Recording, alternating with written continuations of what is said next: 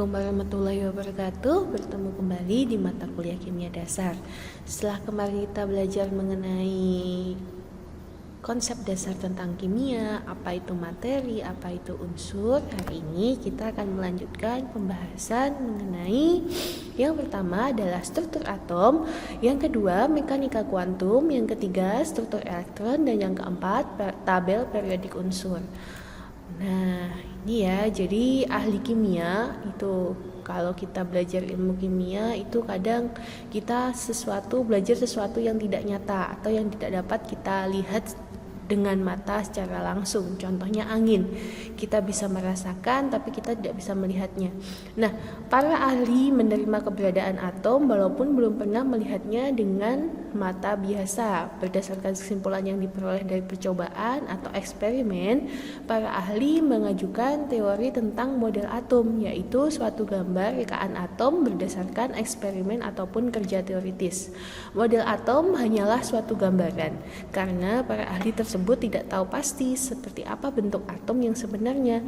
Bisa jadi suatu saat nanti ditemukan suatu model atom terbaru yang dapat menggugurkan atau menyempurnakan teori atom yang sudah ada, dan mungkin ada di antara kalian yang jadi penemunya.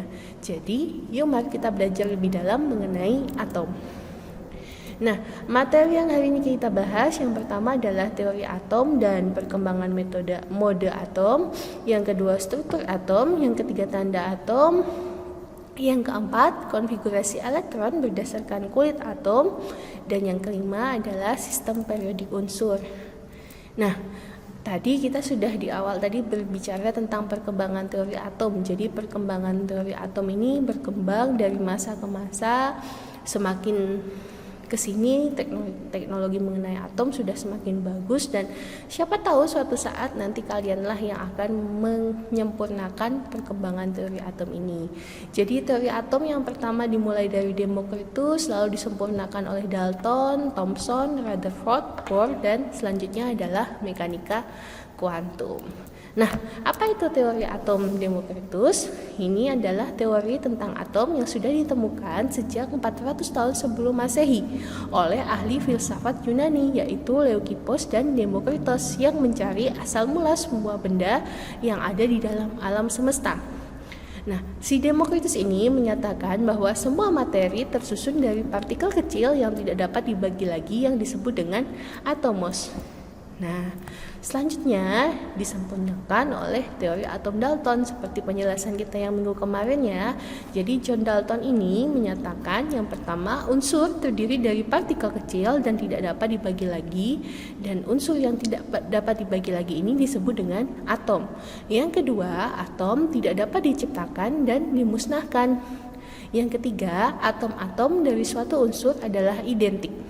Yang keempat, senyawa terbentuk dari penggabungan atom dari dua jenis unsur lebih dengan perbandingan tertentu.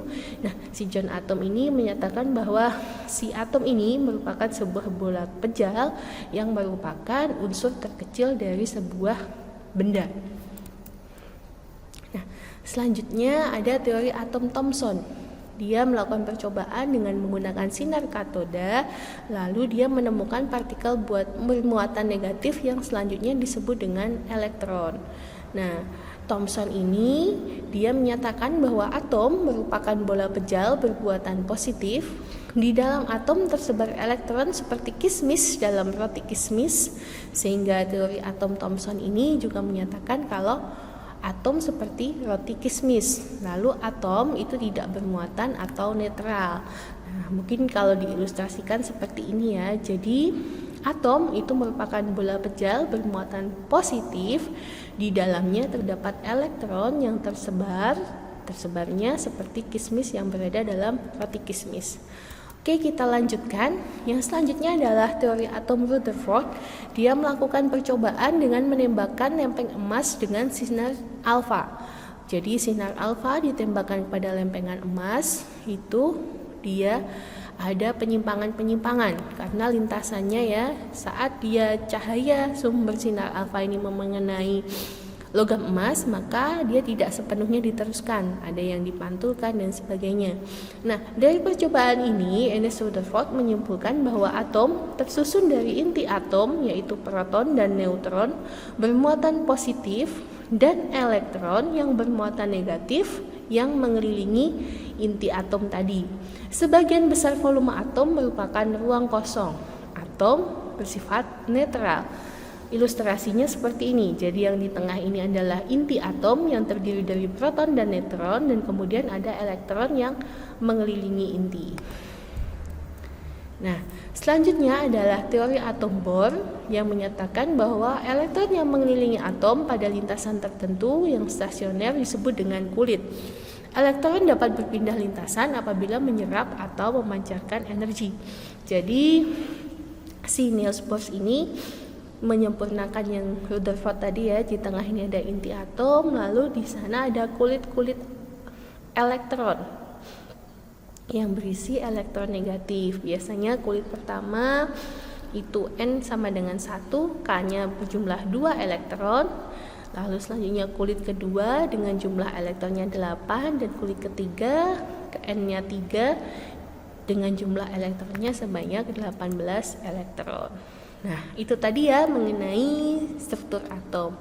Nah, jadi dari teori-teori yang telah kita pelajari tadi, bisa kita simpulkan bahwa struktur atom itu terdiri dari inti atom dan elektron yang mengelilinginya.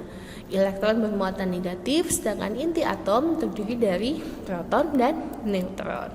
Oke, kita lanjutkan ya. Nah, selanjutnya kita berbicara mengenai partikel penyusun atom.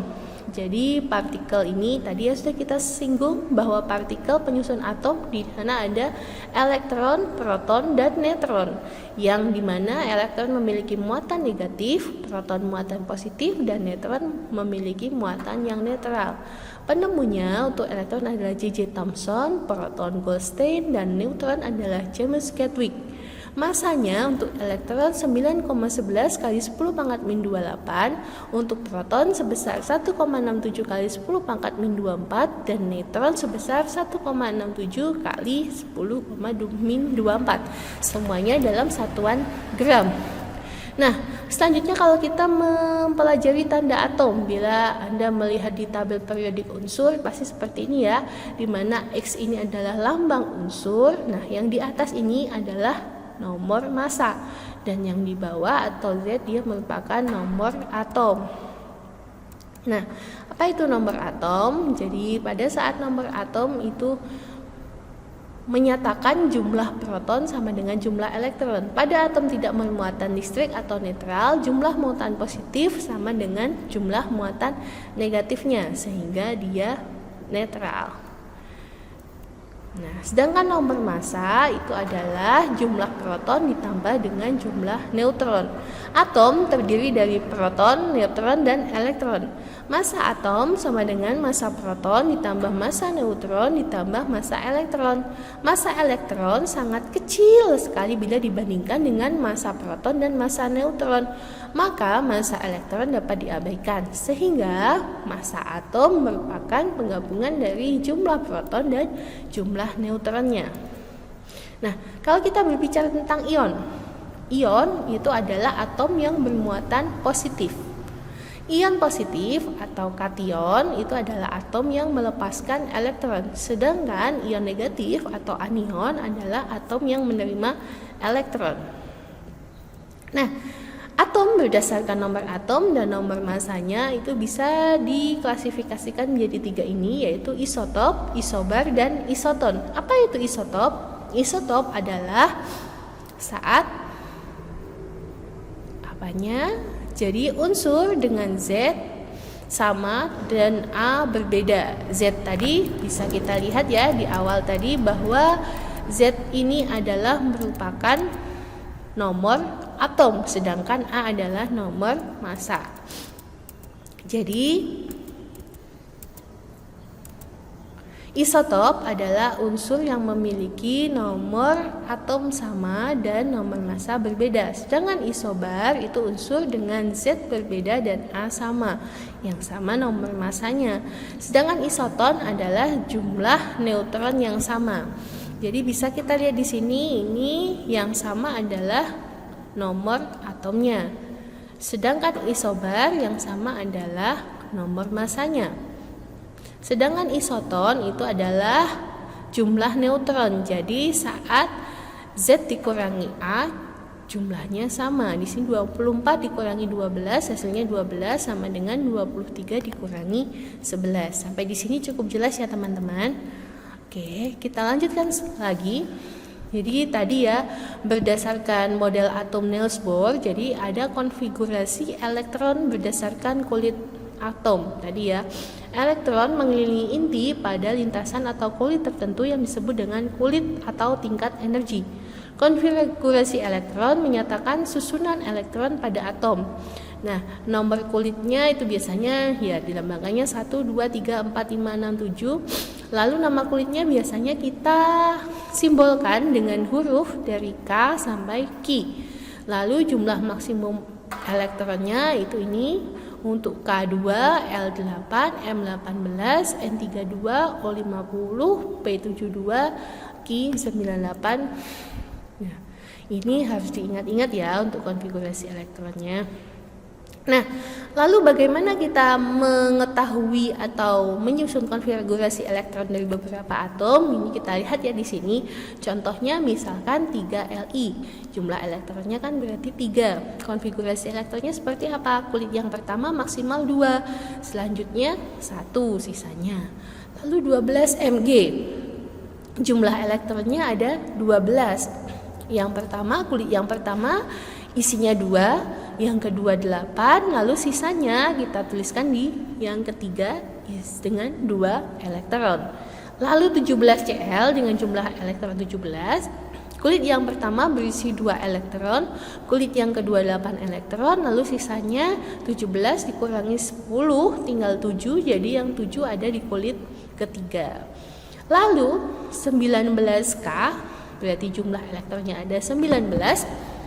Maka di kulit yang pertama kita tuliskan 2, kulit yang kedua 8. Nah, kenapa kok tidak langsung saja kita tuliskan 2, 8 ditambah 10, sisanya 9. Di kulit ketiga maksimal ada 18 elektron. Kenapa nggak langsung kita tuliskan 9? Masih ada aturan lagi ya, bahwa elektron yang menempati kulit terluar atau elektron valensi itu maksimal 8. Jadi saat kita menuliskan angka 9 di sini, itu akan menyalahi aturan tersebut sehingga harus kita pecah. Jadi 8 dan 1. Lalu selanjutnya 31 Ga berarti jumlah elektronnya ada 31, maka kita tuliskan 2, 8. Kulit ketiga maksimal 18, ini saat dijumlahkan 28, sisanya 3, kita tuliskan di kulit yang terluar. Oke, sampai sini jelas ya konfigurasi elektron. Silakan berlatih dengan atom-atom yang lain untuk mengetahui konfigurasi elektronnya. Nah, selanjutnya itu teori atom mekanika kuantum, itu didasari oleh Max Planck, lalu Louis de Broglie, dan prinsip ketidakpastian yang dikemukakan oleh Heisenberg. Nah, Max Planck itu menyatakan bahwa atom adalah suatu zat yang daunnya dapat menyerap atau memancarkan energi pada paket-paket gelombang tertentu yang disebut dengan kuanta. Sedangkan Louis de Broglie menyatakan bahwa materi dapat bersifat sebagai partikel dan sekaligus dapat mempunyai sifat sebagai gelombang. Nah, sedangkan Heisenberg, akibat dualisme materi, letak dan kecepatan elektron tidak dapat dipastikan secara serentak. Nah, selanjutnya ada persamaan gelombang Schrödinger ya. Jadi tadi dari 3 teori tadi dikemukakan kembali oleh Schrödinger ini, dia persamaan gelombang yang digunakan untuk mendeskripsikan keberadaan elektron dalam atom dikenal dengan bilangan kuantum. Jadi dia mendeskripsikan keberadaan elektron dalam atom dengan bilangan kuantum. Jadi ada N1, ada N2, N3 dan seterusnya. Nah, oleh itulah dikenal, nanti kita akan mengenal yang namanya orbital atom. Apa itu orbital? Yaitu daerah atau ruang sekitar inti atom yang mempunyai peluang terbesar atau kebolehjadian untuk menemukan elektron. Bentuk-bentuk orbital diantaranya adalah orbital 1s dan orbital 2s. Nah, ada juga 2p, 2py, 2pz dan selanjutnya.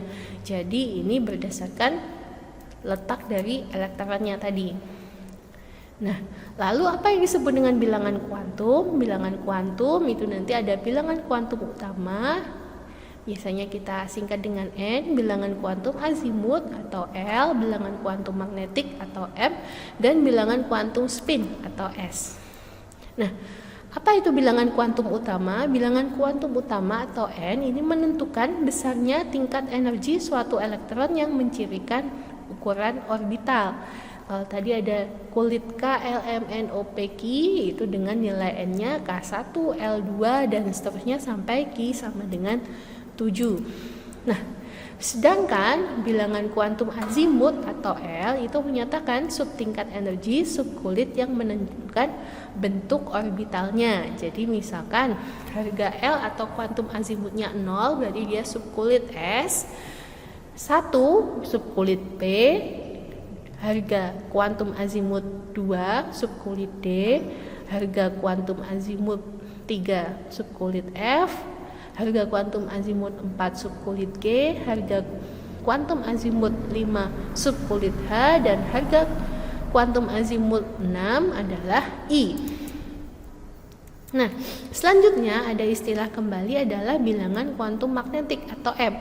Nah, bilangan kuantum magnetik M ini menentukan arah orientasi di dalam ruang relatif terhadap orbital lain. Jadi, bagaimana arah orientasi si bilang ini, elektron ini terhadap orbital yang lain. Jadi, kalau subkulit S, lalu L-nya 0, jumlah orbitalnya 2L plus 1, 0, maka M-nya 0, dan seterusnya. Nah, lalu ada bilangan kuantum spin. Bilangan kuantum spin itu menyatakan ada tidaknya rotasi elektron. S dapat mempunyai nilai plus setengah dinyatakan dengan tanda panah ke atas, dan S dapat mempunyai nilai minus setengah dinyatakan dengan nilai tanda panah ke bawah.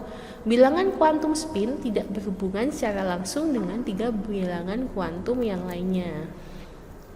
Nah, lalu kalau kita belajar mengenai konfigurasi elektron berdasarkan orbitalnya, itu ada aturan yang menuliskan mengenai konfigurasi elektron. Di antaranya adalah aturan Aufbau, larangan Pauli, dan aturan Hahn. Nah, dalam aturan Aufbau, elektron mempunyai kecenderungan untuk menempati subkulit dengan tingkat energi lebih rendah terlebih dahulu. Jadi bisa kita lihat dari panah ini ya, yang pertama 1S dulu, 2S, 2P3S, 3P4S, dan seterusnya. Jadi harus menempati subkulit dengan tingkat energi yang lebih rendah terlebih dahulu. Nah, sedangkan larangan Pauli menyatakan bahwa dalam suatu atom tidak boleh terdapat dua elektron dengan 4 bilangan kuantum yang sama. Misalkan di kulit L, maka M-nya 2, L-nya 0, M-nya 0, S-nya plus setengah. Sedangkan untuk yang satunya 2, 0, 0, dan minus setengah.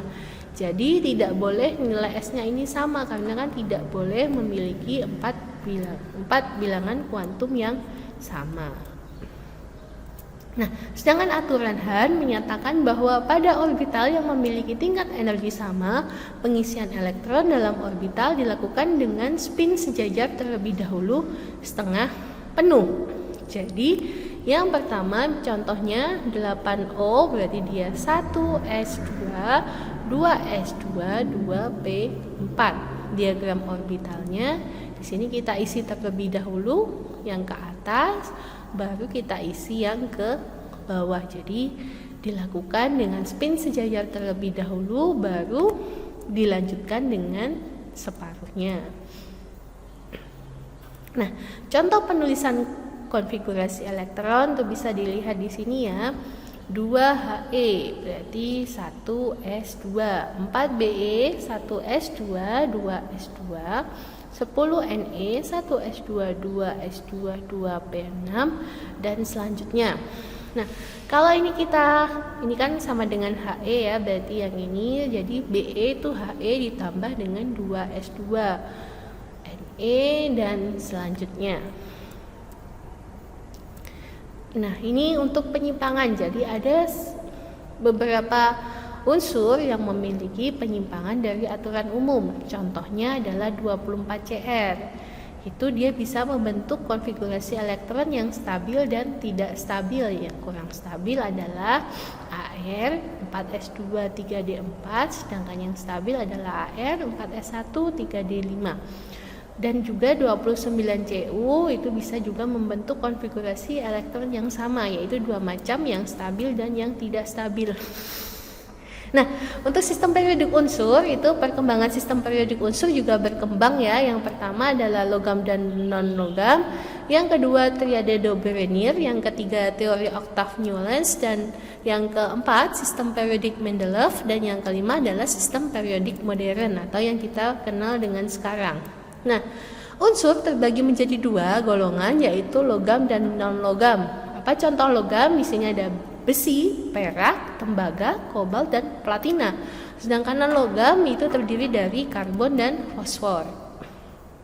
Nah, kalau menurut triade de Broglie, yaitu berdasarkan massa atom relatifnya, unsur-unsur dapat dikelompokkan ke dalam kelompok 3 unsur, di mana massa unsur yang di tengah merupakan rata-rata massa unsur yang di tepinya. Jadi yang ditaruh di tengah itu massanya itu rata-rata dari massa unsur yang di tepi.